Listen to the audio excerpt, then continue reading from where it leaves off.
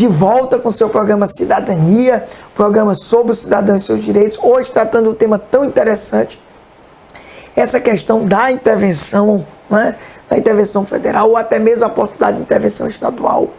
Essa figura jurídica, né, como o professor Lauro Gugel, aqui nosso expert da área, professor de Direito Constitucional, diretor da FAD, da UERN, aqui já abordou, né? Na verdade está se mediatizando muito essa intervenção, a gente já tem esse tipo de intervenção, sempre ocorre, claro que não com essa extensão, não com essa amplitude e nem principalmente com todo esse marketing, né, que está havendo em cima, evidentemente.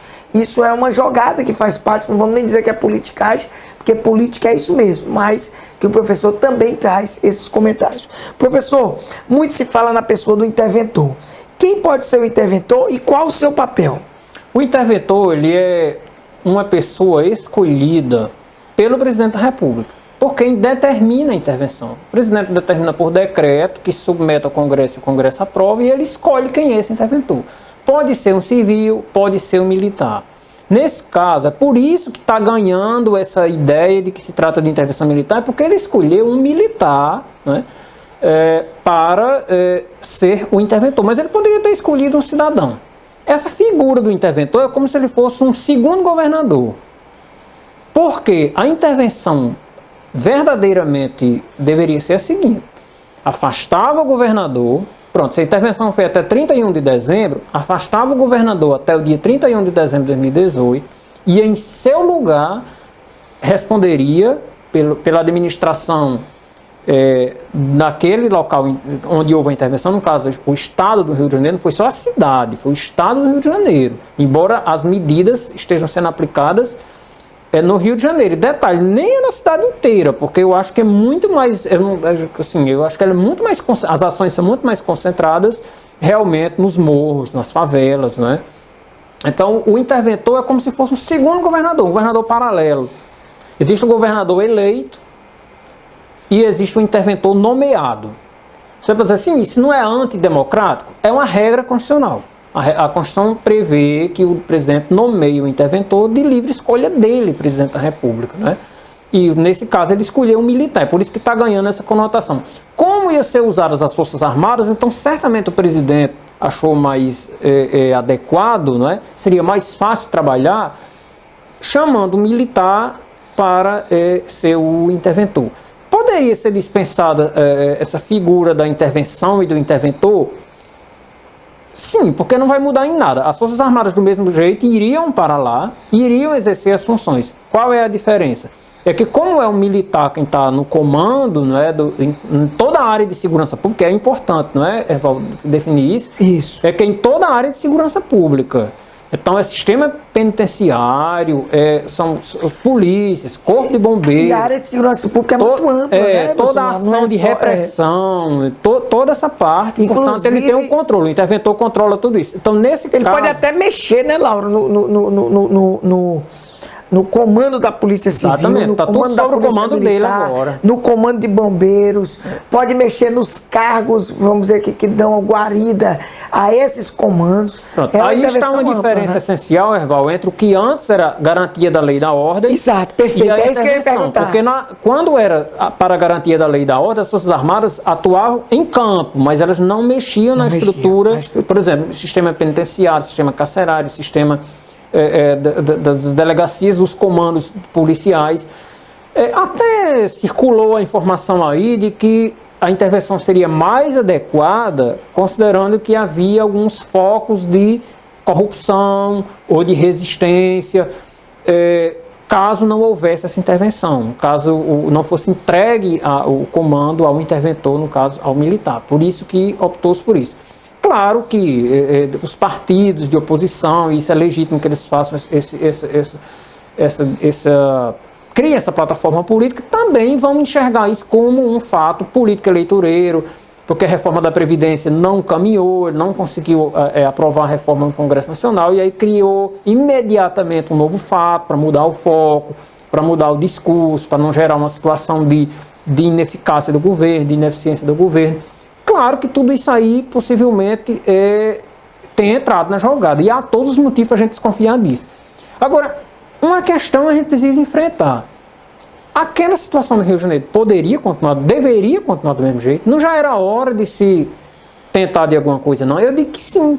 Haveria outra forma? Provavelmente. Mas essa pode funcionar. O problema é, e a partir de 1º de janeiro de 2019, quando as Forças Armadas não estiverem lá, quando não tiver mais o militar interventor, as Forças Armadas também foram instituídas, foram criadas para isso? Claro que não, excepcionalmente elas devem ser usadas, elas não podem ficar lá permanentemente. Quem tem que exercer essa função são as polícias sob o comando do governador. Agora, vejamos, o decreto é até 31 de dezembro, que é quando termina o mandato do atual governador. Então, a partir de janeiro, não é, já seria então o novo governador. Olha que coisa curiosa, o novo governador vai assumir, imediatamente tem terminado a intervenção, quer dizer, se ela não for prorrogada, não é?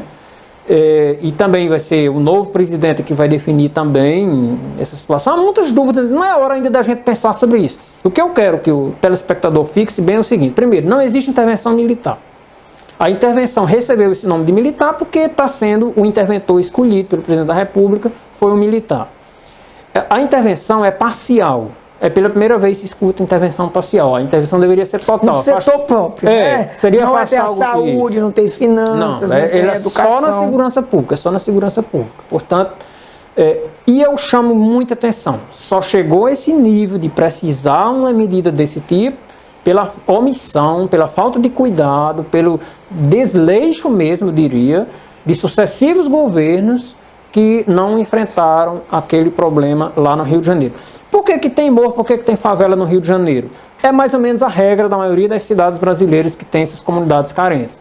A população migra da zona rural ou de outras regiões mais pobres ainda, vão para aquelas cidades, mas aquelas cidades trabalham na perspectiva de tudo ser mercadoria, ser caro, aspecto financeiro. Então as pessoas não podem ter acesso a moradia em locais dignos, locais decentes, então vão para o morro, vão para a beira do rio, vão para a beira do lago, vão para regiões onde o terreno é mais barato, ou às vezes até são áreas públicas que chegam e invadem, áreas ambientais, que nem pode haver construção, mas eles chegam e ocupam, porque eles vão dizer, eu não posso estar morando na cidade, num ambiente, eu não posso morar na praia, que a praia é muito cara, eu não posso morar na região central, porque a região central o terreno é muito caro, eu vou construir meu barraquinho, minha casinha aqui nesse morro. O Estado, quando percebeu os primeiros barracos sendo construídos no morro, o que ele deveria ter feito? Ele deveria ter criado uma forma de não permitir que o terceiro, quarto, quinto barraco fosse construído. Mas ele esperou que milhares de barracos tivessem construídos, inclusive prédios em alvenaria, para só então tentar fazer a intervenção. Aí já foi tarde demais, porque já estava controlado o terreno. É um absurdo que o próprio Estado, através dos seus instrumentos legítimos, seus instrumentos legais, não tem acesso a esse espaço. Ele precisa pedir licença, olha que absurdo, precisa pedir licença para acessar uma região daquela, não é? Antes, professor Lauro, antes desse caso do Rio de Janeiro, já houve alguma intervenção no Brasil? Depois da Constituição de 88, não. Houve motivações, houve ocasiões que até justificavam, não é? Mas nunca foi aplicado. Até porque, no momento em que ocorre uma intervenção, que é uma espécie de uma exceção constitucional, não pode haver emenda constitucional, não pode haver uma série de medidas. E no Brasil a gente sabe que vive emendando a Constituição, né? Todo o tempo está se emendando a Constituição. Então, até houve essa discussão aí, se decretar intervenção não pode haver reforma da Previdência. O presidente até cogitou, e é a coisa, eu achei mais esquisita ainda, que ele disse assim, de repente a gente suspende a intervenção, aplica volta à reforma da Previdência e depois intervém de novo. Ou seja, é como se brincasse. É uma brincadeira. É como se fosse uma brincadeirinha, não é uma brincadeirinha como brincadeirinha de criança, não é? Mas só que não é brincadeira, gente, é coisa séria. Somos nós, somos seres humanos, são pessoas. E quem está lá no morro, na favela, no Rio de Janeiro, é quem está sofrendo. Ele é quem tem que ser ouvido, ele é quem tem que participar, ele tem que saber o que vai acontecer com a vida dele. Mas não vamos ficar achando que as coisas só acontecem no Rio de Janeiro, não. Vamos olhar o que acontece em Mossoró, no nosso bairro, na nossa vizinhança, no nosso estado, e vamos ficar preocupados com o que acontece aqui também. Ou a gente começa imediatamente a reagir, assim como eu fiz a defesa da UERN, e acho que a UERN pode ser uma parceira nesse processo de desenvolvimento social, saúde, educação, moradia, lazer, cultura, né? Ou a gente começa a investir no social, ou nós vamos virar um Rio de Janeiro. E o professor até citou aí, por exemplo, que nos casos, no período, né, da intervenção, não pode, por exemplo, emendar a Constituição. Mas, quanto ao cidadão, existe algum direito que é suspenso? Na prática, acontece algum castigo também ao cidadão? O cidadão já vem castigado de outra forma, para falta de acesso aos direitos sociais, né? Saúde, educação, medicamento, transporte, tratamento de lixo, enfim, ele já é castigado. Com a intervenção, do ponto de vista direto em relação ao cidadão, tende a melhorar, se melhorar as condições de segurança, pelo menos, né? Se pelo menos melhorar, porque essa intervenção federal, por exemplo, não vai, a partir de hoje, surgirem médicos, enfermeiros, tratamentos, postos de saúde, escolas, creches, ônibus, trem, metrô. Não é de repente, no instalar de dedo, que isso vai acontecer. Agora, se pelo menos der uma sensação de segurança, isso já terá sido algo muito bom, algo muito positivo, né? Então, para o cidadão, a tendência é melhorar. Alguns questionamentos, por exemplo, a OAB já tem chamado a atenção para o detalhe, que é a questão de estão fotografando e catalogando, uma espécie de catalogação dos moradores, né? Tirando foto, registrando. Realmente a Constituição diz que não há necessidade, se a pessoa tiver os documentos pessoais, não há necessidade desse tipo de registro, né? Como eu não estou lá dentro, acompanhando, pesquisando, eu não posso emitir uma opinião certa, concreta, sobre a legalidade ou não desse procedimento. O fato é que busca e apreensão coletiva, mandado de busca e apreensão coletiva, ou seja, invadam tantas casas sejam necessárias no bairro tal, no morro tal. Isso me parece um pouco agressivo, porque não só tem traficantes, não só tem pessoas do mal, não só tem bandidos, né? É preciso a gente acabar com essa história de que se é da favela é bandido, se é da favela é traficante, se é da favela é perigoso. Há pessoas de bem, há pessoas honestas que, por não poderem acessar uma região nobre da cidade, são obrigadas, forçadas a morarem na favela. Então, busca e apreensão coletiva fere direitos fundamentais, claro, a intimidade, a privacidade de pessoas que não têm absolutamente nada a ver com tráfico, com crimes, com prática de delitos, né? Assim, são algumas medidas que estão começando a serem aplicadas e que aparentemente ferem sim direitos fundamentais. Mas se você for perguntar ao cidadão, na maioria dos casos, ele vai concordar, porque vai melhorar para ele o aspecto de, pelo menos, de segurança, uma sensação de segurança, porque segurança pública não basta só ter a polícia, ter o exército, ter as forças armadas. Precisa que as pessoas se sintam bem. Eu posso sentar na minha calçada? Eu posso sair de casa a pé? Eu posso ir na esquina comprar pão na padaria? Se eu ficar aterrorizado para fazer qualquer dessas medidas, se eu não puder sair de casa com um telefone celular ou com um relógio, né? Se eu não puder ir caminhar na praça próxima, para ir caminhar eu ter que tirar minha aliança, se eu tiver com medo de alguém levar essa aliança, então se eu estiver nesse estado, eu não tenho segurança pública, porque eu estou com a sensação de insegurança, de risco, de medo, de terror. Então, eu tranco a minha casa com grades, cadeados e correntes, para onde eu vou me escondendo, com medo de me apresentar, com medo de me expor, não posso brincar com meus filhos nas praças públicas. Então, isso é uma sensação de insegurança. Provavelmente, com a intervenção, essa sensação existe, pelo menos até dezembro. Porque quando as Forças Armadas saírem, se não mudar toda uma estrutura que você não muda em poucos meses, até porque essa intervenção foi feita de última hora, nunca se ouviu falar que ia decretar intervenção no Rio de Janeiro. Da noite para o dia, quando se constatou que a reforma da Previdência não seria aprovada, o governo disse, não, vamos decretar intervenção no Rio de Janeiro.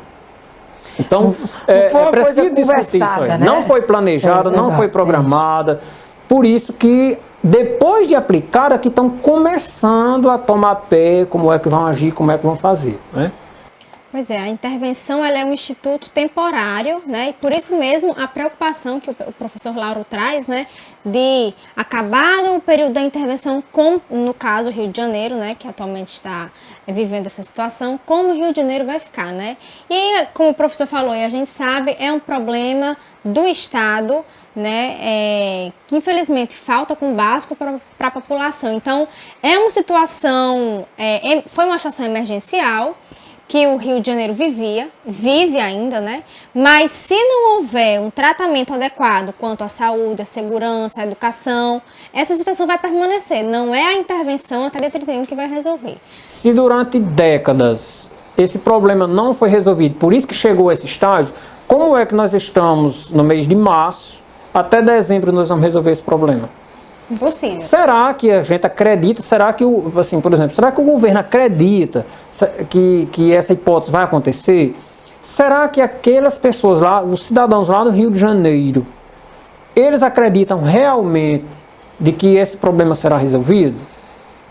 Como é? Quando as Forças Armadas saírem realmente e voltaram, as polícias entrarão tranquilamente nos morros, subirão os morros tranquilamente com suas viaturas, farão segurança pública, ficarão permanentemente lá. Eu queria até trazer um dado aqui que aconteceu, a mídia trouxe e espantou. O Exército passou o final de semana inteiro retirando as barricadas. Na hora que o Exército saiu, os traficantes foram lá e colocaram as barricadas tudo de novo.